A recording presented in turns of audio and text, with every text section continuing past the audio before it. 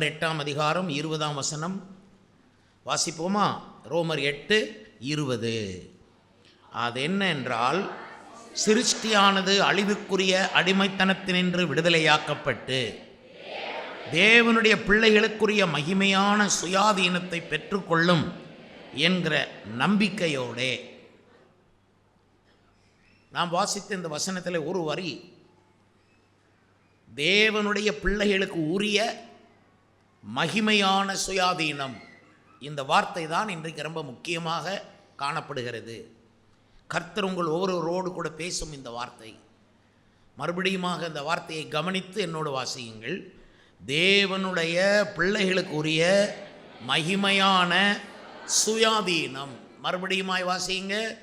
தேவனுடைய பிள்ளைகளுக்குரிய மகிமையான சுயாதீனம். மறுபடியும் ஒரு தடவை பைபிளை பார்க்காம சொல்லுங்க. தேவனுடைய பிள்ளைகளுக்குரிய மகிமையான சுயாதீனம். சரி, சுயாதீனம் கவனிங்க. என்ன சுயாதீனம் அப்படிங்கும்போது சுதந்திரம். நம்ம நாடு அடிமைத்தனத்தில் இருந்ததாகவும் அது இப்போ சுதந்திரம் அடைந்ததாகவும் நாம் அதை பெரிதாய் நினைக்கிறோம். இதே போல் ஒரு சுதந்திரத்தை இயேசு நமக்கு கொடுக்கிறார். அது சாதாரண சுதந்திரம் அல்ல, மகிமையான சுதந்திரம்.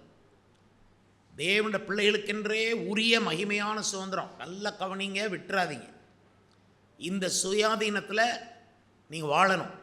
ஆனால் தேவன் தன்னுடைய பிள்ளைகளுக்கு கொடுத்த மகிமையான சுயாதீனம் இன்னைக்கு கஷ்டப்படுது, டேஞ்சராக இருக்குது. நிறைய பேர் இன்னும் அடிமைத்தனத்தில் இருக்காங்க, இன்னும் சுயாதீனத்தை அனுபவிக்கலை, மகிமையான சுயாதீனத்தை இன்னும் பார்க்கலை. நிறைய பிரச்சனைகளுக்கு அடிமையாகத்தான் இன்றைக்கும் இருக்கிறார்கள். நீங்கள் எப்படி இருக்கிறீங்களோ? ஆனால் பைபிள் என்ன வாக்கு பண்ணுது, தேவன் என்ன வாக்கு பண்ணுகிறார் என்றால், தேவனுடைய பிள்ளைகளாகிய உங்களுக்குரிய மகிமையான சுயாதீனத்தை நீங்கள் அனுபவிக்கணும், அதில் வாழணும் என்று தேவன் விரும்புகிறார். கர்த்தருக்கு ஸ்தோத்திரம். மனுஷர்கள் எல்லாருமே அடிமைத்தனத்துக்குள் இருக்கிறார்கள். இயேசுவை ஏற்றுக்கொண்டு, அதாவது இயேசு கிறிஸ்து தான் நம்மளை அடிமைத்தனத்திலேருந்து வெளியே கொண்டாந்தவர். ஒரு அடிமைத்தனம் எதுக்கெல்லாம் அடிமையாக இருக்குன்னா பைபிள் ஒரு பெரிய வரிசையை கொடுக்குது நமக்கு. அருமையானவர்களே, நான் சொல்கிற சில வசனத்தை நீங்கள் கவனித்தால் போதும். அது எடுத்து வாசிக்க கஷ்டம், நேரம் இருக்காது நமக்கு. முதலாவது, இருளின் அதிகாரத்தினின்று இயேசு நம்மை விடுதலையாக்கினதாக கொலோசியர் 1:13 வாசிக்க முடியும். இருளின் அதிகாரத்தில், நீங்கள் சப்ஸ்டன்ஸை மட்டும் மைண்டில் வைங்க. எதிலிருந்து நம்ம விடுதலையாகி சுயாதீனத்துக்குள்ளே போனோம்? இருளின் அதிகாரத்தினின்று. இப்போ இருளின் அதிகாரம் தான் இன்றைக்கி வேலை செய்யுது தேசத்தில், சமுதாயத்தில். இருளின் அதிகாரம் வேலை செய்யுது. நீங்கள் எப்படி எதிர்த்து நிற்பீங்க இருளின் அதிகாரத்தை? ஒரு மனுஷனாக உங்களுக்கு விரோதமாக வந்தால் நீங்களும் ஒரு மனுஷன், நீங்கள் ஜெயிச்சிடலாம். அறிவை கொண்டு ஒருத்தன் வந்தால் நீங்கள் உங்களுக்கு இருக்கிற அறிவில் ஜெயிக்கலாம். ஆனால் அவன் இருளின் அதிகாரத்தோடு வருகிற ஒருவனை எப்படி ஜெயிப்பீங்க? இன்றைக்கி மனுஷர்கள் இருளின் அதிகாரத்துக்கு கீழே அடிமையாக இருக்கிறார்கள். இருளின் அதிகாரத்திலிருந்து விடுதலை இருக்கணும். உங்களுக்கே தெரியாத மாயமான இருள் அது. பார்க்க வெளிச்சமாக தெரியுதுங்கெல்லாம். உங்கள் வீடெல்லாம் லைட் போட்டிங்கன்னா வெளிச்சமாக இருக்கும். ஸ்டில் அதுக்குள்ளே இருக்கிறவங்க ஒருவித அந்தகாரத்துக்குள்ளே இருக்கிறார்கள். அதிலிருந்து விடுதலை வேணும். ஆனால் ரட்சிக்கப்பட்டவங்க, உங்களை பற்றி பைபிள் என்ன சொல்லுதுன்னா, நாம் இருளுக்கும் இரவுக்கும் உள்ளானவர்கள் அல்ல, நாம் பகலுக்குரியவர்கள், நாம் வெளிச்சத்தின் பிள்ளைகள். அப்போ அவ்வளோ பெரிய பேர்.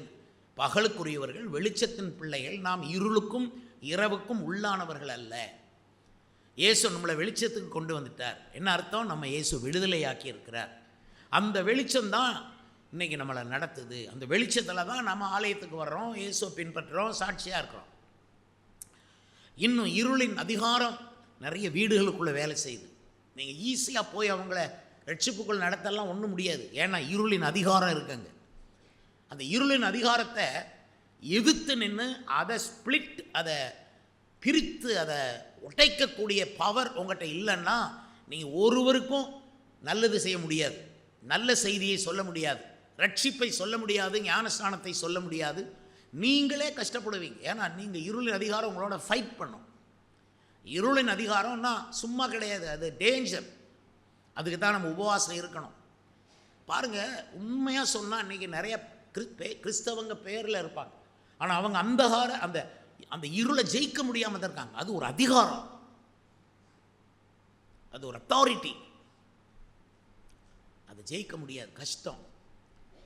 உபவாசத்தோடு ஜெபத்தோடு சபைக்குள்ளே இருந்து நமக்கு ஜெபம் பண்ணுற ஒருத்தங்க இருந்தால் தான் போக முடியும் முன்னுக்கு. ஜெபிச்சு தான் அந்த அதிகாரத்தை ஜெயிக்க முடியும். இருளின் அதிகாரத்திலிருந்து இயேசு நம்மளை விடுதலையாக்குகிறார். அல்லேலூயா, அல்லேலூயா, அல்லேலூயா. ஒரு நாள் கோயிலுக்கு வரலன்ன உடனே உங்கள் மேலே இருளின் அதிகாரம் இருக்குன்னு நாங்கள் சொல்ல மாட்டோம். அதல்ல காரணம். மொத்தத்தில் ஒரு சின்ன மிஸ்டேக் போட்டாலும் இருளின் அதிகாரம் ஊடுருவிடும். ஏன்னா பைபிள் சொல்லுது, பிசாசுக்கு இடம் கொடாதிருங்கள். ஒரு சின்ன இடம் கொடுத்தாலும் வந்துடுவாங்க. கர்த்தருக்கு ஸ்தோத்திரம் உண்டாவதாக. அதனால் எந்த விதத்திலையும் இருள் உங்களுக்குள் வர இடம் கொடாதீங்க. நீங்கள் வெளிச்சத்தின் பிள்ளைகள், பகலுக்குரியவர்கள். நீங்கள் இருளுக்கும் இரவுக்கும் உள்ளானவர்கள் அல்ல, நீங்கள் ஒளியில் நடக்கிறவர்கள், ஒளியில் உள்ள பரிசுத்தவான்களுடைய அந்த ஐக்கியத்தோடு வந்தவர்கள். இன்றைக்கி நீங்கள் நினைங்க மனசில், நான் வெளிச்சத்தின் பிள்ளை, நான் வெளிச்சத்தில் நடக்கிறேன், இருள் என்னை ஜெயிக்க முடியாது, இருளின் அதிகாரத்துக்கு நான் அடங்க மாட்டேன். அப்படி வைராக்கியமாக இருந்தால் தான் அது வேலை செய்ய, அது தோற்று ஓடும். இல்லைன்னா இருளின் அதிகாரம் உங்களை பிடிச்சி, உங்கள் ஒய்ஃபை பிடிச்சி, உங்கள் பிள்ளைகளை பிடிச்சி, எல்லாத்தையும் வரிசையாக பிடிச்சிட்டு வரும். கற்பத்தில் வளர்கிற பிள்ளையும் பிடிக்கும். இருளின் அதிகாரத்தை பிசாசு கையில் வச்சுருக்கிறான். கர்த்தருக்கு ஸ்தோத்திரம். அதனால தான் அடிக்கடி இயேசுவே நீ நீதியின் சூரியன் அப்படிங்கிறோம். ஏன் சொல்லணும் அதை? அவரை பாராட்டும் போதே இங்கே இருள் உடையும். அல்லேலூயா, அல்லேலூயா. அப்போ விடுதலை, இருளின் அதிகாரத்திலிருந்து விடுதலை ஆகி தேவனுடைய பிள்ளைகளுக்கு தேவன் வைத்திருக்கிற மகிமையான சுயாதீனத்துக்குள்ளே நுழையணும். ஆண்டவருக்கு ஸ்தோத்திரம் உண்டாவதாக. இன்னொரு வசனத்தை நம்ம பார்க்குறோம். வெளிப்படுத்தல் 18ஆம் அதிகாரத்தில் 4ஆம் வசனத்தில் இந்த வசனத்தை நாம் பார்க்குறோம். பின்பு வேறொரு சத்தம் வானத்திலிருந்து உண்டாக கேட்டேன், அது என் ஜனங்களே, நீங்கள் அவளுடைய பாவங்களுக்கு உடன்படாமலும் அவளுக்கு நேரிடும் வாதைகளில் அகப்படாமலும் இருக்கும்படி அவளை விட்டு வெளியே வாருங்கள். நீங்கள் மகிமையான சுயாதீனத்தின் எல்லைக்குள்ளே வரணும். அவளை விடுங்கள். அவளை விடு. அது யார்? அதான் அந்த வசனத்தில் இருக்கிறது. நீங்கள் அவளுடைய பாவங்களுக்கு உடன்படாமலும் அவளுக்கு நேரிடும் வாதைகளில் அகப்படாமலும் இருக்கும்படி அவளை விட்டு வெளியே வாருங்கள். இப்போ நான் இன்னொரு உதாரணம் சொன்னால் உங்களுக்கு அது என்னன்னு புரியும். யார் அவள்? அவள் யார்? ஆபிரகாமை பார்த்து கர்த்தர் சொன்னார், நீ உன் தேசத்தையும் உன் இனத்தையும் உன் தகப்பன் வீட்டையும் விட்டு நான் காண்பிக்கும் தேசத்துக்கு போனார். அதுதான் அவளை விட்டு அவன் தான் வெளியே வந்தான். சொந்த ஜனம், சொந்தக்காரங்க, அந்த சொந்தக்காரங்க என்ன பண்ணுவாங்கன்னா, அவங்களுக்குன்னு ஒரு குலதெய்வம் வச்சுருப்பாங்க. அந்த குலதெய்வ ஆவியோடு தான் வருவாங்க. உங்கள் கல்யாண வீடுகளுக்கு அவங்க சும்மா வர மாட்டாங்க, அந்த ஆவிகளோடு வரும். ஏன்? நல்லா புதுசாக கல்யாணம் கட்டினவங்களுக்கு எதுக்கு சண்டையும் அடியும் தடியும், 2 பேரும் சேர்ந்து தற்கொலை பண்ணுறதும் உண்டு. பேப்பர்களில் நீ நியூஸில் பாருங்கள். ஏன் இந்த மாதிரி பிரச்சனை வருது? அடிதடிகள் வருது, பிரிவினைகள் வருது. அந்த பொண்ணு அந்த மாப்பிள்ளையை கொண்டு போடுவது, அல்லது மாப்பிள்ளை பொண்ணை கொண்டு போடுவாங்க. ஏன்னா இருளின் அதிகாரம்தான் அங்கே. அவளை விட்டு வெளியே வரணும். அந்த அவள்னு சொல்லும்போது இந்த இடத்துல உலகம், இனம், ஜனம், இனஜனத்தை கைவிட சொல்ல. அவங்க நீங்கள் கைவிட்டு எல்லாம் ஒன்றும் உன்ட்டு பேச மாட்டேன் அப்படி கிடையாது. அவங்க முறைமைகளை ஃபாலோ பண்ணாங்க. அவங்களுக்கு என்ன தெரியும்? வலது கைக்கும் இடது கைக்கும் அவங்களுக்கு வித்தியாசம் தெரியாது. ஞாயிற்றுக்கிழமை எங்கள் வீட்டில் விருந்து இருக்குது, நீ சாப்பிட வாம்பாங்க. அவங்களுக்கு தெரியாது. ஞாயிற்றுக்கிழமை தேவனுடைய நாள், அது கர்த்தருடைய நாள். அதில் உனக்கு இஷ்டமானதை நீ செய்யக்கூடாது. உன் சொந்த பேச்சை பேசக்கூடாது. உனக்கு இஷ்டமான இடங்களுக்கு போகக்கூடாது. அப்படி அவரே வாய் திறந்து சொல்லிட்டார்னா அதுக்கு மிஞ்சி என்ன எனக்கு? அல்லேலூயா, அல்லேலூயா, அல்லேலூயா, அல்லேலூயா. 6 நாள் நீங்கள் என்ன பண்ணுங்கப்பா, ஒரு நாள் கர்த்தருடைய நாள்னு சொல்லிட்டார்ல, அந்த நாளில் எதுக்கு நீங்கள் விருந்து, அந்த நாளில் எதுக்கு பிஸ்னஸ் பண்ணணும், அந்த நாளில் எதுக்கு நீங்கள் பிரயாணம் பண்ணணும்? அந்த நாளை கர்த்தருக்கு ஒதுக்க முடியும். அந்த நாள் ஒரு நாளை கர்த்தருக்கு ஒதுக்க முடியாட்ட கர்த்தர் 6 நாளை உங்களுக்கு ஒதுக்க மாட்டார். இப்போ 6 நாள் செய்கிற வேலையெல்லாம் வேஸ்ட் ஆயிரும். 6 நாள் சம்பாதிக்கிறது வேஸ்ட் ஆயிரும். அதனால தான் அந்த ஒரு நாள் ரொம்ப முக்கியம். ஒரு பிரதிஷ்டை பண்ணிட்டா கர்த்தர் நடத்துவார். என்ன பிரதிஷ்டை பண்ணணும்? என் வாழ்நாள் முழுவதும் நான் ஞாயிற்றுக்கிழமை சபையில் தான் இருப்பேன், வேறு எங்கேயும் இருக்க மாட்டேன்னு பிரதிஷ்டை பண்ணுங்கள், அப்படியே நடக்கும். ஹல்லேலூயா. ஞாயிற்றுக்கிழமை ஆஸ்பத்திரியில் இருக்க மாட்டீங்க. ஞாயிற்றுக்கிழமை அங்கே ஒரு கவர்மெண்ட் எக்ஸாம் அதில் போய் நீங்கள் அட்டென்ட் பண்ணுற மாதிரி வராது. கவர்மெண்ட்டை தேவன் உங்களுக்கு சாதகமாக தான் எடுத்துக்கொண்டு வருவார். நம்ம சேவிக்கிறது ஒரு மனுஷன் இல்லை, ஒரு ராஜாவை இல்லை, ஜீவ தேவனை சேவிக்கிறோம். அவர் தான் எல்லாத்துக்கும் மேலதிகாரி. அவர் பவர்ஃபுல் காட். அப்படி இருக்கும்போது அவர் சொன்னால் நடக்கும். அவர் சொன்னதை கேட்டால் நமக்கு சாதகமாக நல்லது தான் நடக்கும். நம்புங்க. இயேசுவை நம்பினவன் வெட்கப்படுவதில்லை, கைவிடப்படுவதில்லை. இந்த உலகம்தான் அவள்னு சொல்லியிருக்கு. அவளுக்கு நேரிடும் வாதையில் நீங்கள் அகப்படாதீங்க. இந்த உலகத்துக்கு பயங்கர வாதை வரப்போகுது. வெளிப்படுத்தின விசேஷத்தில் பார்த்தீங்கன்னா 7 வாதை, 7 முத்திரை, 7 எக்காலம், அப்புறம் 7 கோப கலசங்கள் அளவில் வடிவமைச்சு வச்சிருக்கிறார் ஆண்டவர். பூமிக்கு அடியில் ஏகப்பட்ட தேவ கோபத்துக்கு வேண்டிய நெருப்பெல்லாம் வச்சுருக்கார். பூமிக்கு மேலேயும் வச்சுருக்கார், கீழேயும் வச்சுருக்கார். நோவா காலத்தில் மேலேயும் மழை, கீழேயும் மழை, தண்ணி வந்துச்சான். ஆனால் இனி வரப்போகிறது மேலேயும் அக்கினி, கீழேயும் அக்கினி. அக்கினி நதி அவர் சந்நிதியில் ஓடினதுன்னு போட்டிருக்கு தானியேல் 7ஆம் அதிகாரம். அதெல்லாம் நடக்க போகுது. கட்டுக்கதை கிடையாது, புராணம் கிடையாது. இயேசு கிறிஸ்து சரித்திர புருஷர். அவர் சரித்திரத்தில் வந்தவர், நமக்கு பக்கத்தில் இருக்கிறவர், இன்றைக்கும் நம்மளை அவரோடு கைப்பிடித்து நடக்க பண்ணுறவர். அருமையானவர்களே, பாவத்தை எவன் ஜெயிப்பான்? ஜெயிக்க முடியல. ஆனால் நம்மளை பாவத்தை ஜெயிக்க பண்ணின இந்த தேவன், இவரோடு சேர்ந்து நம்ம வாழணுமே தவிர அவளோடு சேர்ந்து வாழக்கூடாது. எவள்? இந்த உலகம், இனம், ஜனம், உலகம், பழக்க வழக்கங்கள்.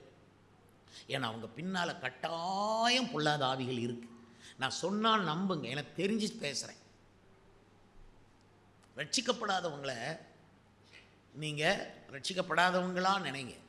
அவன் எவராக இருந்தாலும், தாயோ தந்தையாக இருந்தாலும், ரட்சிக்கப்படலையா உனக்கு பின்னால் சில ஆவிகள் வரத்தான் செய்யும். அது என்னையை பாதிக்கக்கூடாது அப்படின்னு நீங்கள் பொருத்தனை பண்ணிடணும் ஒவ்வொருவரும். அதனால் உங்கள் அப்பாவா அவங்க மேலே உங்களுக்கு ரொம்ப அன்பு இருக்கா, அப்பா மேலே, அப்படியே. ஆனால் நீங்கள் செய்ய வேண்டிய முதன்மையான அப்பாவை ரட்சிப்புக்குள் நடத்திடுங்க. அப்பாவை சபைக்கு கொண்டாந்துருங்க. உங்கள் அம்மா மேலே உங்களுக்கு பாசம் ரொம்ப இருக்கா, அம்மா இயேசுண்டே வாங்க, நான் காலில் விழுந்து கேட்குறேன், இயேசு தாங்க தெய்வம், வாங்கன்னு உங்கள் அம்மா காலில் விழுந்தாயிலும் கூப்பிட்டு வரணும். இயேசுண்டே வந்து தான் அந்த சாபம் போகும். மனுஷங்க, அரசியல் கட்சிகள் சாபத்தோடு எதிர்த்து நின்று ஜெயிக்க முடியாது. அந்தகார அதிகாரங்களோட ஜெயிக்க முடியாது. இந்த உலகத்தோட ஜெயிக்க முடியாது. இந்த உலகம் ஃபுல்லாக பொல்லாங்கனுக்குள் கிடக்குது. இந்த உலகம் ஃபுல்லாக பகைக்குள்ளே கிடக்குது, வெறுப்புக்குள்ளே கிடக்குது, கோபத்துக்குள்ளே கிடக்குது, கொலைவெறிக்குள்ளே கிடக்கு, குடிவெறிக்குள்ளே கிடக்கு, தப்பான பழக்கங்களுக்குள்ளே கிடக்கு, முறைகேடான குடும்ப வாழ்க்கைக்குள்ளே இந்த உலகம் கிடக்கு. ஆனால் சபையோ உலகத்துக்கு மேலே மிதக்குது. அல்லேலூயா. பரிசுத்தமான ஒரு சபை. இங்கே தேவனுக்கு பயந்து நம்ம நடக்கிறோம். அல்லேலூயா, அல்லேலூயா, அல்லேலூயா. நமக்கு இருக்கிற பெஸ்ட்டு நேரம், நல்ல நேரம் எல்லாம் ஞாயிற்றுக்கிழமை தான். அதை அப்படியே இயேசுவுக்கு கொடுக்கணும். அல்லேலூயா, அல்லேலூயா. கட்டாயப்படுத்தி காணிக்க தசமபாகம் எல்லாம் கொடுக்கறது சரியே கிடையாது. நீங்கள் அவர் மேலே அன்பு வச்சு, ஏன்னா உங்கள்கிட்ட இருக்கிற நல்ல காணிக்கையை கொண்டு அவர் கொடுக்கணும். அதனால் சில பேர் பழைய ரூபாயை கொண்டு பேங்க்கில் மாற்றி புது ரூபாயாக கொண்டு காணிக்க போடுறாங்க பாருங்கள். ஏன்னா கொடுக்கறது யாருக்கு கொடுக்குறோங்கிறது பெருசு. ஆண்டவருக்கு ஸ்தோத்திரம். எஜமானுக்கு கொடுக்குறோம். நீங்கள் என்ன பாஸ்டர் கையில் கொடுத்தாலும் அது தேவனுடைய கையில் தான் கொடுக்குறீங்க. அது பாஸ்டர் கையில் கொடுத்தா அது பாஸ்டர் தான் சாப்பிடுவார்னு அர்த்தம் இல்லை. அது ஊழியம்தான் சாப்பிடும். இந்த சபை ஊழியம், என்ன ஊழியங்கள் தான் அதை எடுக்கும். கர்த்தருக்கு நம்ம அவர் சொல்கிறாரு, அதிலிருந்து விலகி வா. நீ அங்கே இருக்கிறவரை உனக்கு சுயாதீனம் இல்லை. நீ உன் இனம், ஜனம், உன் தகப்பன் வீடு, அந்த பழைய விக்கிரகங்கள், பழைய பாவ சாபங்களுக்குள்ளே நீ இருக்க, உனக்கு சுதந்திரமே இல்லை. இதோ இயேசு கூப்பிடுறார், உனக்கு மகிமையான சுதந்திரத்தை கொடுக்க விரும்புகிறார். அல்லேலூயா. அதிலிருந்து வெளியே வா. இதை அப்போஸ்தலனாகிய பேதுரு பேசும்போது சொன்னார், மாறுபாடு உள்ள இந்த சந்ததியை விட்டு விலகி உங்களை, அப்படின்னா உங்களை விடுவித்து. அதான் ஒருத்தர் ஒரு ஆற்றுல காட்டாறு வெள்ளம் ஓடிச்சான். அப்போ ஏகப்பட்ட ஜாமான்கள் அங்கே ஊரே அடிச்சுக்கிட்டு வருது. அதில் கட்டில் மிதக்குது, மேஜை மிதக்குது, அப்புறம் நிறைய பொருட்கள் மிதக்குது, தண்ணியில் அடிச்சுட்டு போகுது. ஒரு வாலிபன் பார்த்தான், அதான் அங்கே ஒன்று இருக்கே. எல்லாம் அது ஊரில் உள்ளவங்கள்லாம் அந்த கட்டில் எடுப்பாங்க, மேஜையை பிடிச்சி இழுப்பாங்க, மிதந்து வர அத்தனை ஜாமான்களை எடுத்துகிட்டு இருந்த போது ஒரு வாலிபன் அங்கே ஒன்று மிதக்குதுன்னுட்டு போய் அவன் எடுக்கிறான். எடுத்தா அவனால் கரைக்கு வர முடியல, அது உள்ளுக்கே போய் இழுத்துட்டு போகுது.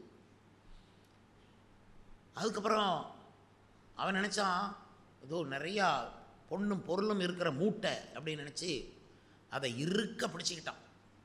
தண்ணி நீச்சல் வேற அடிக்கணும், தண்ணி வேற இழுக்குது. கஷ்டப்பட்டு எப்படியோ அதை மூட்டையை அவன் இருக்க பிடிச்சிட்டு திடீர்னு பார்த்தா தண்ணி ஆழத்துக்குள்ளே இழுத்துட்டு போகுது.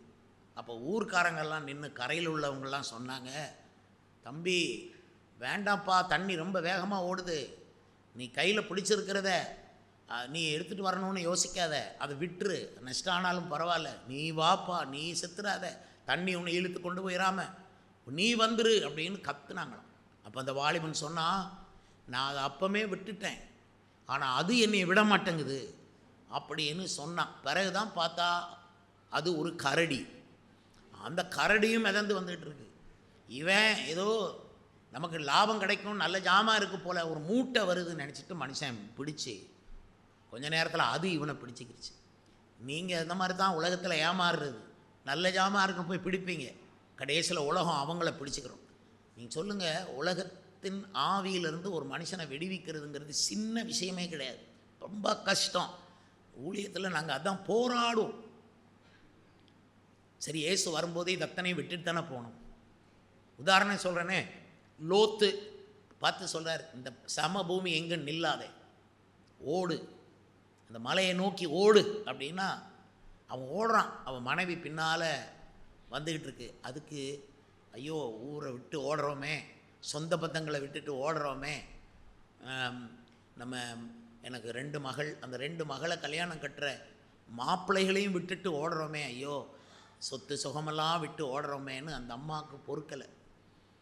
அதுக்கு தாங்க முடியாமல் திரும்பி பார்த்துச்சான், அப்படியே உப்பு தூணாக நின்றுச்சான். இன்றைக்கி சொல்கிறேன், இன்றைக்கி அப்படியே இந்த உலகத்தை உத்து பார்த்து நிற்கிற உப்புத்தூண் கிறிஸ்தவங்க தான் ஜாஸ்தி. கர்த்தரை பார்க்கல, திருவிருந்துக்கு தகுதியே கிடையாது நிறைய கிறிஸ்தவங்க, அவங்க எடுக்கவே கூடாது. சொல்ல போனால் நீ கரடி கையில் சிக்கி இருக்க, நீ உலகத்தின் கையில் சிக்கி இருக்க, அதிலிருந்து நீ விடுதலை ஆகணும். ஆனால் விடுதலை எப்படி வரும்? இயேசு கிறிஸ்து விடுதலை கொடுப்பாரு, ஆனால் அதை நீ நம்பணும், அந்த விடுதலையை நீ விரும்பணும். விரும்பாதவங்களுக்கு இயேசு கொடுக்க மாட்டார், விரும்பணும். உண்மையை சொல்லப்போனால் உடம்பு சுகம் கூட நீங்கள் இயேசு சுகம் கொடுக்கணும் விரும்பினா தான் சுகம் கொடுப்பார்.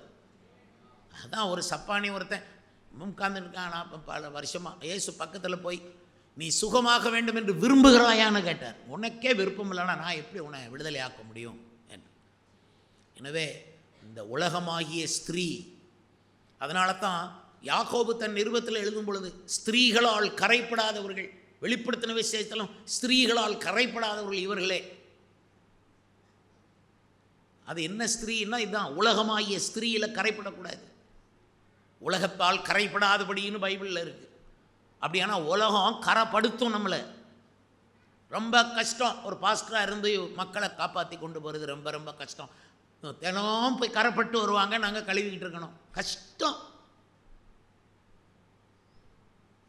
2 கஷ்டம் இருக்குது சபைகளில். அது யோவேல் 2:16 இருக்குது அந்த வசனம். ஜனத்தை கூட்டுங்கள், அதுவும் கஷ்டம். சபையை பரிசுத்தப்படுத்துங்கள், அதுவும் கஷ்டம். இந்த 2ம் பயங்கர கஷ்டம்.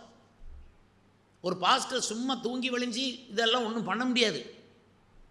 அவர் உடஞ்சி அழுது, அவர் கதறி ஜெபம் பண்ணி, அவர் உபவாசம் இருந்து ஜெபம் பண்ணி, இயேசுவோடு கூட நெருங்கி கண்ணும் கருத்துமா இருந்தா 100 பேரை காப்பாற்றலாம். தேவனுடைய ராஜ்யம் அப்படிப்பட்டது தான். கர்த்தருக்கு ஸ்தோத்திரம். அதனால தான் நீங்கள் எச்சரிக்கையாக இருக்க வேண்டும். பிடிக்கும், அந்தகாரம் இழுக்கும், கரடி அதாவது உலகம். நீங்கள் உலகத்தை விட்டாலும் அது உங்களை விடாது. நீங்கள் அதெல்லாம் போங்கப்பா வேண்டாம்ப்பா, நீங்கள் நான் இயேசுவை பின்பற்றி சபைக்கு போகிறேன்னாலும் பின்ன அது வந்து பிடிச்சி இழுக்கும். அதான் முறைமைகள், புறஜாதிகளுடைய முறைமைகளை ஃபாலோ பண்ணக்கூடாது, கை கொள்ளக்கூடாது, கற்றுக்கொள்ளக்கூடாது. கலாத்தியர் நிருபத்தை வாசித்தீங்கன்னா அதில் அவ்வளவும் இருக்குது. புறஜாதிகளுடைய முறைமைகளை ஃபாலோ பண்ணாதீங்க. நான் அந்த புறஜாதிகள் அடிக்கிற மேளங்களை கூட ஃபாலோ பண்ணக்கூடாது மைண்டில். அந்த அளவுக்கு நாங்கள் சொல்லிக்கொண்டு இருக்கிறோம். நினைங்க, இயேசு கிறிஸ்துவை உண்மையாக நேசிங்க. இதெல்லாம் அருவருப்பாக தெரியும். நீங்கள் இயேசுவை நேசிக்கலைங்கிறது எதிலிருந்து தெரியும்? ஒருத்தன் இயேசுவை நேசிக்கலைன்னு எதிலிருந்து தெரியும்? இந்த உலக கொட்டுகளில் மயங்கிறது, இந்த உலக பணத்தில் மயங்கிறது. இவன் இயேசு மேலே நேசிக்கலை. இவன் அங்கே ஒருத்தன் உட்காந்து பிச்சை கேட்டு கொண்டிருந்தான். அவன் பேர் பர்திமை, குருடன். இயேசு அவனை என்னிடத்தில் அழைத்து வாருங்கள்னார். இயேசு இயேசு உன்னை கூப்பிடுகிறார். உடனே அவன் எழும்பி செஞ்சது என்ன? மேலே போட்டிருந்த அந்த பிச்சைக்கார வஸ்திரத்தை தூக்கி எரிஞ்சிட்டு தான் இயேசுகிட்ட போனான். இன்னைக்கு வர்ற கிறிஸ்தவர்கள் எல்லாம் அந்த பிச்சைக்கார ட்ரெஸ்ஸையும் போட்டுக்கிட்டு என் உயிரே என் உயிரேன்னா எனக்கு அருவருப்பாக தெரியுது. உலகத்தை தூக்கி எரியலை நீங்கள். கர்த்தருக்கு ஸ்தோத்திரம். வேலைக்கு போங்க, அதே வேலை தான். ஆஸ்பத்திரிக்கு அல்லது ஆஃபீஸில் வேலைக்கு போகிறீங்கன்னா உங்களுக்குன்னு தனியாக ஆஃபீஸ் கட்ட முடியாது. கிறிஸ்தவங்கள் இந்த ஆவிக்குரிய சபையில் உள்ளவங்களுக்குன்னு தனி ஆஃபீஸ் இல்லை, மற்ற ஆஃபீஸ் தான் போகணும். நீங்கள் அங்கே குடியாரன் இருப்பான், சண்டை போட இருப்பான். அதன் நடுவில் நீங்கள் ஒரு விளக்காக இருக்கணும், எரிந்து பிரகாசிக்கிற விளக்கு. அங்கே இருள், ஆனால் நீங்களோ விளக்கு. எல்லாரும் உங்களை பார்ப்பாங்க, வித்தியாசம் தெரியும். அவங்க சிலர் கேலி பண்ணுவாங்க, எல்லாருக்கும் ஒரு வழினா இடும்பனுக்கு ஒரு வழியா அப்படிம்பாங்க. ஏன்னா நீங்கள் தனியாக நிற்பீங்க, சில விஷயங்களில் தலையிட மாட்டீங்க. சினிமா பாட்டை பாடி எல்லாரும் கத்துவாங்க, நீங்கள் ஒதுங்கி நிற்பீங்க. உங்களை பார்ப்பாங்க, அவங்க பார்த்துட்டு உங்கள்கிட்ட மெதுவாக வருவாங்க, தயங்கி தயங்கி வருவாங்க. வந்து நீ இப்படி இருக்கிறதுக்கு என்ன காரணம்னு கேட்பாங்க. அப்போது உங்கள்கிட்ட இருக்க விசுவாசத்தை குறித்து யாராவது காரணம் கேட்டால் நீங்கள் சாந்தத்தோடும் வணக்கத்தோடும் அவர்களுக்கு உத்தரவு சொல்ல எப்பொழுதும் ஆயத்தமாக இருங்கள்னு 1 பேதுரு நிருபத்தில் சொல்லியிருக்கிறாரு. அதனால் நீங்கள் அவங்கள அவமரியாதை பண்ணாமல் நீங்கள் ஏன் இவ்வளவு உத்தமமாக நடக்கிறீங்க, எப்படி நீங்கள் இப்படி தனித்தன்மையாக நடக்கிறீங்கிறத, ஏன் நடக்கிறீங்கிறத கேள்வி கேட்குறவங்களுக்கு பதில் சொன்னாலே அதுதான் சுவிசேஷம். அல்லேலூயா அல்லேலூயா அல்லேலூயா அல்லேலூயா. ரொம்ப கவனமாக தான் இந்த உலகத்தில் வாழணும். எங்களுக்கு ஊழியத்தில் கஷ்டம், ஜனத்தை கூட்டுறதும் கஷ்டம், சபையை பரிசுத்தப்படுத்துறதும் எங்களுக்கு கஷ்டம். எங்களுக்காக நீங்கள் என்றைக்கும் ஜெபிக்கணுமானா இந்த 2 காரியத்துக்கு தான் நீங்கள் எங்களுக்காக ஜெபிக்கணும். பாஸ்டர் சபையை கூட்டும்படி அவருக்கு அருள் புரியும் ஆண்டவரே. 10,000 பேர் அவர் கூட்டணும் ஆண்டவரே எங்கள் பாஸ்டர்னு சொல்லி உங்கள் பாஸ்டருக்காக நீங்கள் போராடி ஜெபிக்கணும். ஏன்னா சபையில் மக்களை கூட்டுறது ரொம்ப கஷ்டம். நான்லாம் என்ன பாடுபட்டிருப்பேன். இது கஷ்டப்பட்டு ஊரெல்லாம் அலைஞ்சி ஒரு 5 பேரை உள்ளே கொண்டு வந்திருப்பேன்.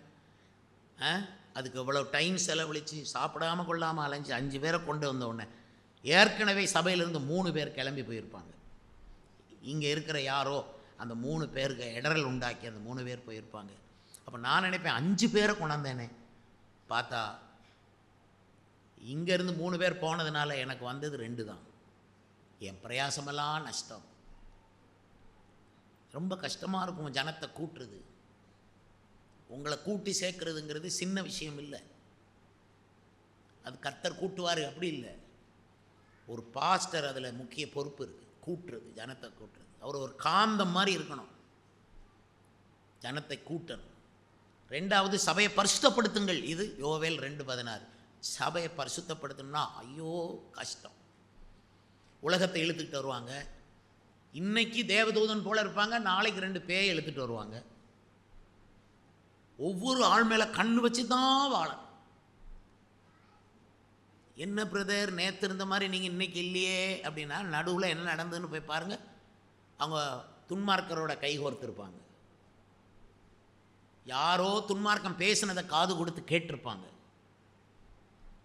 அதான் நீங்கள் கேட்குற விதத்தை குறித்து கவனமாக இருங்கள் என்று இயேசு சொன்னார்.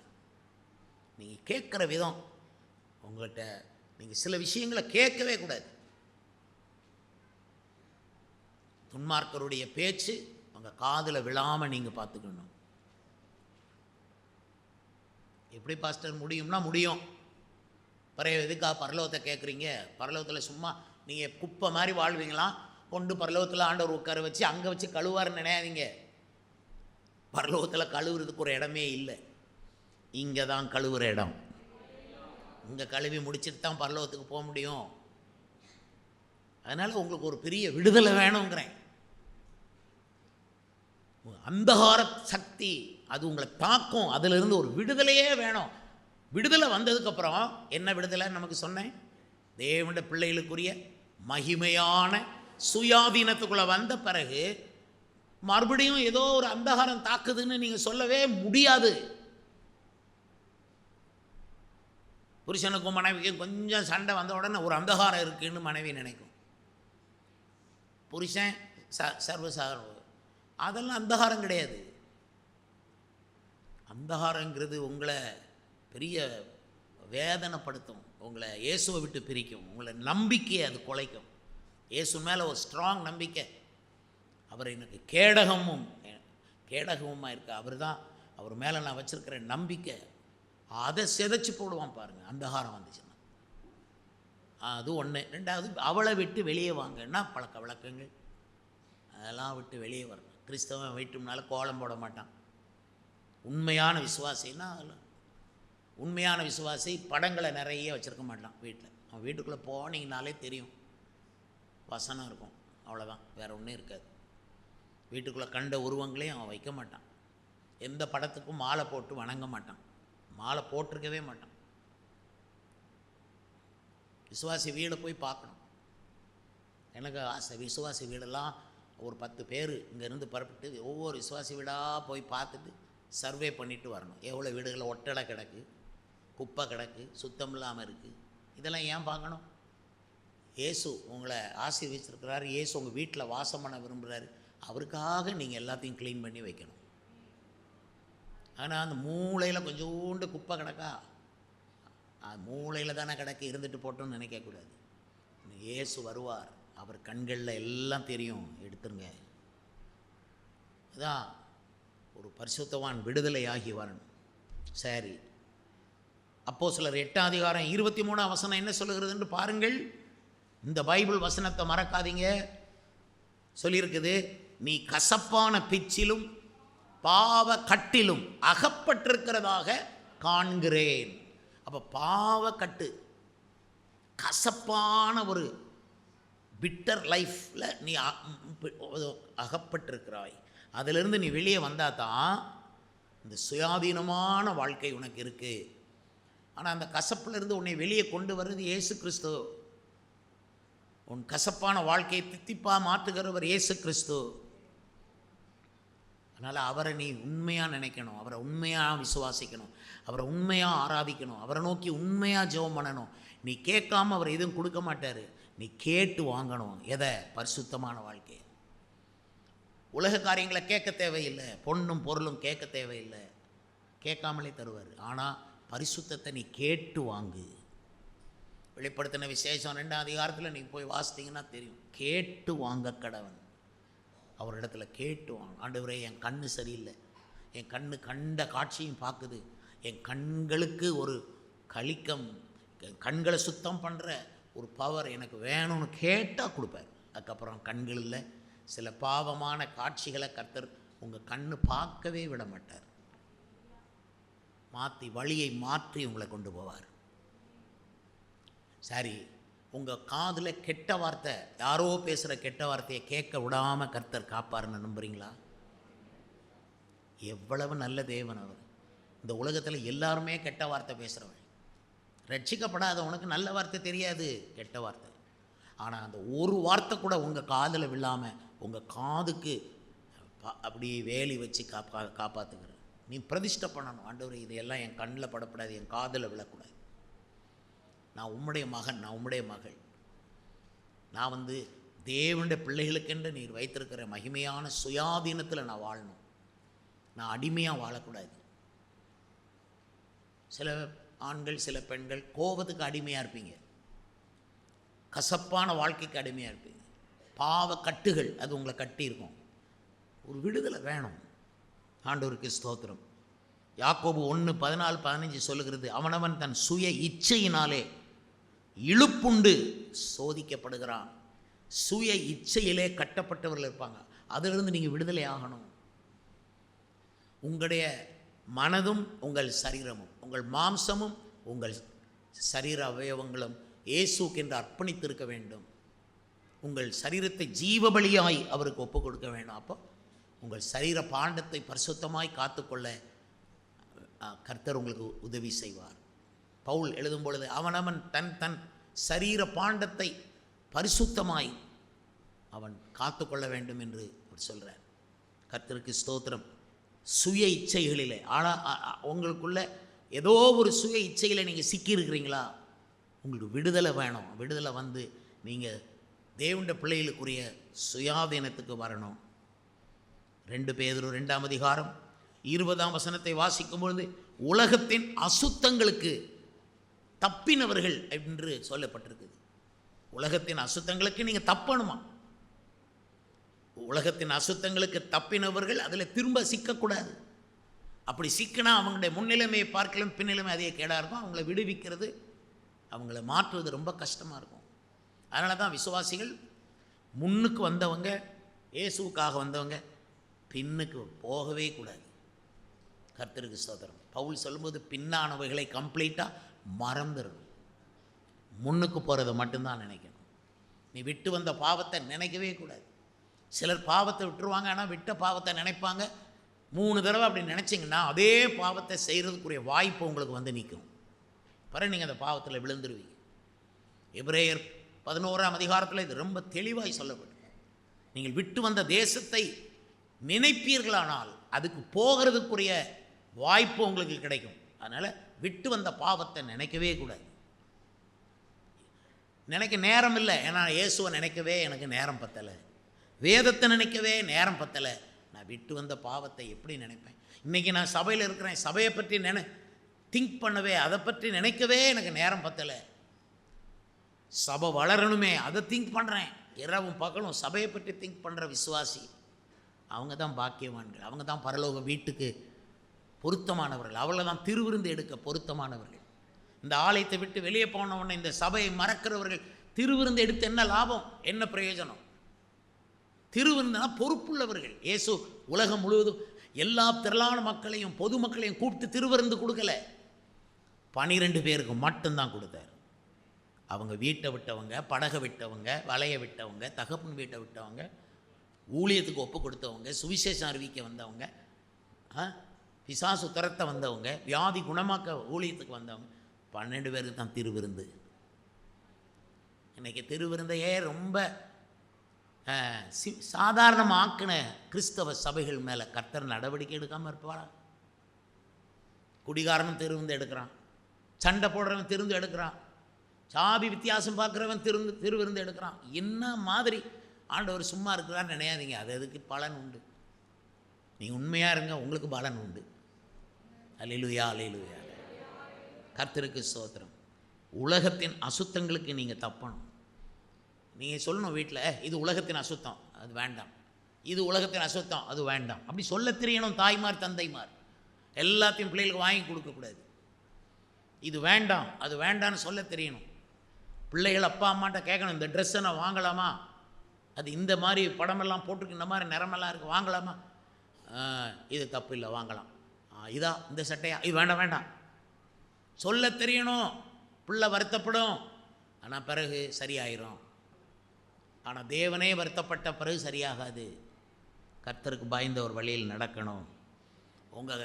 நீங்கள் இயேசு மேலே வச்சுருக்க விசுவாசம் ஒரு கப்பல் தானே, ஆமாவா இல்லையா? நான் என்ன பாட்டு படிப்பேன் இந்த காலங்களில், விசுவாச கப்பல் ஒன்று போகுது. உங்கள் விசுவாச கப்பல் எதுலேயும் அகப்பட்டுறக்கூடாது. அப்போஸ்தலர் 27 சொல்லியிருக்குது, பவுல் ஏறி போன கப்பல் பெரிய யூரோக்ளிதோன் என்னும் கடுங்காற்றில் அகப்பட்டது. விடுதலை இல்லை பாருங்கள், அந்த கப்பலுக்கே விடுதலை இல்லை. பிறகு என்னாச்சு? அந்த கப்பலில் இந்த தளவாடங்கள்லாம் தூக்கி கடலில் போட்டு, கோதுமை தின்பண்டங்கள் எல்லாம் தூக்கி கடலில் போட்டாச்சு, வெயிட்டை குறைக்கிறது. இதுதான் நிறைய குடும்பங்களில் நடக்கிறது. அந்த குடும்பங்களில் இருக்கிற பொருட்கள் சொத்துக்கள், அவங்க பணங்கள் எல்லாம் தூக்கி கடலில் போட்ட மாதிரி வீணாக போய் வெறும் கப்பல், உயிர் பிழைச்சா போதும்னு வாழ்கிற எத்தனையோ பேர். ஆனால் ஆண்டவர் இயேசு உங்களுடைய கப்பலை பாதுகாக்கிறவர். இயேசு கிறிஸ்துவனுடைய அவரை நீ என்ன மாதிரி நினைக்கிறீங்கன்னா, உங்கள் கப்பலுடைய மாலுமியை அவர் தான். இயேசு என் மாலுமி. அவர் அந்த இதை பிடிச்சிருக்கிறார், ஸ்டேரிங்கை பிடிச்சிருக்கார், அவர் நடத்துவார். அந்த பெரிய கப்பல் ஓட்டும் சக்கரத்தை அவர் பிடிச்சிருக்கார். என்றைக்குமே அது மைண்டில் வரணும். என் விசுவாச கப்பல் முன்னுக்கு போகத்தான் செய்யும். உலகத்தில் இந்த என் கப்பல் கடலில் மூங்காது. உலகத்தில் மூழ்கி பாழக்கூடாது. இது மேலே கூடி மிதந்து போகக்கூடிய கப்பல். அல்லேலூயா, அல்லேலூயா. சிலர் ரொம்ப வருத்தப்படுவாங்க. என்னென்னா, பாஸ்டர் நீங்கள் சொல்கிறபடியெல்லாம் வாழணும்னா சொந்தக்காரங்க பகைப்பாங்க, நண்பர்கள் பகைப்பாங்க, ரொம்ப கோவப்படுவாங்க என் சொந்தக்காரங்க. பிறகு என் வீட்டு விசேஷத்துக்கு வரமாட்டேன்பாங்க. அல்லது என் ஃப்ரெண்ட்ஸ் எல்லாம் என் மேலே வருத்தப்படுவாங்க. வருத்தப்படுறது மட்டுமில்லை, ரொம்ப கிண்டல் பண்ணுவாங்க, பாஸ்டர் அவதூறாக பேசுவாங்க என்று அப்படி நீங்கள் நினைப்பீங்க. அதான் இவ்வுலக பாடுகள். பாட்டில் எப்படி வருது? இவ்வுலக பாடு என்னை என்ன செய்தியிடும். இது எப்போ பாடுவோம் தெரியுமா? ஞானஸ்நான நேரத்தில் பாடுவோம். இப்போல்லாம் ஞானஸ்நானத்தில் எந்த பாட்டை பாடுன்னு தெரியாமல் இஷ்டத்துக்கும் ஒரு பாட்டை தேசம் பங்குது. இவனுக்கும் சந்தோஷம் இருக்காது, ஒருத்தனுக்கும் இல்லை. நாங்கள் பாட உனக்கு பாடுவது ஒருத்தன் ஞானசாம் எடுக்குது, அவ்வளோ பாடுகள் அவனுக்கு வரும். அதனால் ஃபஸ்ட்டே பாடுவோம், இந்து உலக பாடு என்ன செய்திடும் சொல்லி பாடி வைக்கணும். நீங்கள் இயேசுவின் பின்னால் போய் உலகத்தை, இனத்தை இதெல்லாம் வெறுத்து நீங்கள் சுயாதீன நிலைக்குள்ளே போகணுமானா அவன் உங்களை அவ்வளவு கோவப்படுவான். சொந்தக்காரங்க வீட்டுக்கு வரமாட்டேன். சில புருஷமார் மனைவிமாரை திட்டி, நீ அந்த கோயில் தானே அங்கேயே போய் சேர்ந்துக்க போ அப்படிலாம் சொல்லியிருக்காங்க திருநெல்வேலியில். அன்னு கோர்ட்டில் டிவோர்ஸ் போட்டு வாங்கினாங்க. அதையும் தாண்டி சபையில் இருக்கிறவங்க இருக்காங்க. அல்லேலூயா. ஏன்னாப்பா இயேசு கிறிஸ்து அவ்வளோ உண்மையான தெய்வங்க. அல்லேலூயா. அவ்வளோ பரிசுத்தமான தெய்வம், அவ்வளோ அன்பு நிறைந்த தெய்வம், அவ்வளோ மன உருக்கமுள்ள தெய்வம். அவர் அவ்வளோ இந்த ஒரு சின்ன கரை கூட இல்லாத தூய்மையான எண்ணம் உடைய கர்த்தர். அல்லேலூயா. அவரை நினைச்சாலே எண்ணங்களெல்லாம் மாறும். அவரை நினச்சி தான் திருவிருந்தில் பங்கு பெறணும். அல்லேலூயா. ஆமேன், ஆமேன். மாதத்தில் ஒரு நேரம் அல்லது மாதத்தில் 2 நேரம் திருவிருந்து ஏன் வைக்கப்படுதுன்னு சொன்னால், விசுவாசிகள் உங்கள் பொறுப்பை உணரணும். நீ ஏனோ தானோன்னு வாழக்கூடாது. நீ இருளிலிருந்து வெளியே வந்தவன், இருளின் அதிகாரத்தை உடைச்சிட்டு வந்தவன். நீ அந்த பொல்லாத ஸ்திரீட்டு வெளியே வந்தவன்.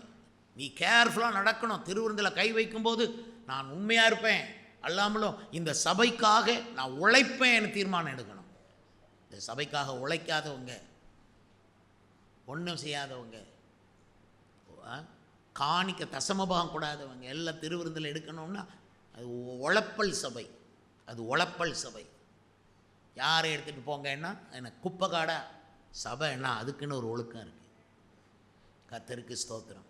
உங்கள் எண்ணமெல்லாம் இயேசுவின் மேலேயும் அவருடைய சபையின் மேலேயும் இருக்கணும்.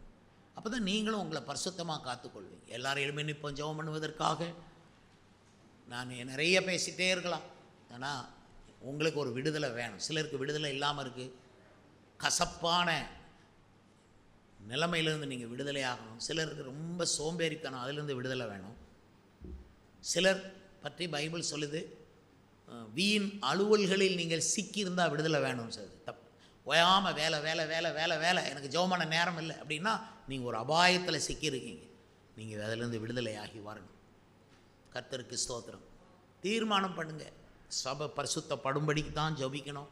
2 குறிப்பு தான். சபையை ஜனத்தை கூட்டுங்கள், சபையை பரிசுத்தப்படுத்துங்கள். எல்லாரும் சொல்லுங்கள், ஜனத்தை கூட்டுங்கள், சபையை பரிசுத்தப்படுத்த சொல்லுங்கள். இந்தியாவை பரிசுத்தப்படுத்த முடியுமா? முடியாது. திருநெல்வேலியை பரிசுத்தப்படுத்த முடியுமா? முடியாது. ஆனால் சபையை பரிசுத்தப்படுத்த முடியுமா? முடியும். ஏன்னா ஆவியானவர் வைராக்கிய வாஞ்சையாக இருக்கிறார். மணவாட்டியின் மேலே வைராக்கியம் உள்ள தெய்வகுமாரன். தலை உயர்த்தி ஜெபிப்போமா? ஏதாவது விடுதலை வேணும் அப்படின்னு ஃபீல் பண்ணுறீங்களா? பாஸ்டர், சில கண்ணிகள் இருக்குது, சில தவறுகள் இருக்குது, சில பாவக்கட்டுகள் இருக்குது, நான் சில இது உலக தனமாக நடந்துட்டேன், எனக்கு இது எல்லாத்துலேருந்து விடுதலையாகி நான் பரிசுத்தவான்கள் போகிறேன், அந்த பாதையிலே சுயாதீன மகிமையான சுயாதீனத்துக்குள்ளே நான் வாழணும், ஒளியில் வெளிச்சத்தில் நான் வாழணும்னு சொல்கிறவங்க இப்போ உங்களோட வலது கரத்தை உயர்த்துங்க. விடுதலை வேணும்னு சொன்னால் உங்கள் வலது கரத்தை உயர்த்தி கொள்ளுங்க. சில விஷயங்களில் நான் விடுதலை வேணும் பாஸ்டர், ஃபீல் பண்ணுறேன் சொன்னால், பரிசுத்தமுள்ள பிதாவே சில விஷயங்களில் விடுதலை வேண்டும் என்று உணர்ந்து இன்றைக்கு வருகிறார்கள். அந்தந்த விஷயத்தில் விடுதலையை கட்டளையிட்டறலும். மீட்பர் இயேசுவின் நாமத்திலே இந்த ஜெபம் ஏறெடுக்கிறோம் நல்ல பிதாவே, ஆமென்.